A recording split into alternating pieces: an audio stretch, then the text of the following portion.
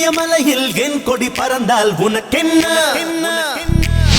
ஏழு கடலும் என் பெயர் சொன்னால் உனக்கென்ன?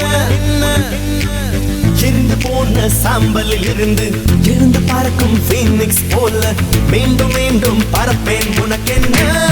நான் வாழ்ந்தால் உனக்கென்ன? அது சரி, துப்பாக்கி எடுத்து பொசுக்கு தூக்கி வீசின.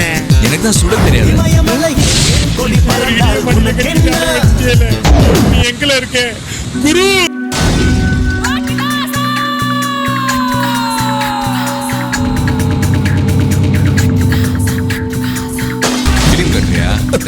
இங்க போடு. ரொம்ப முரடனா இருக்கும் போல இருக்கு. கொஞ்ச நாளா தான் அந்த பையன் கிடையாதுல்ல? ஐயோ, அவன் வெளிநாட்டுல இருக்கான். என்ன தத்து கொடுத்த எங்க அம்மா கடங்காரு.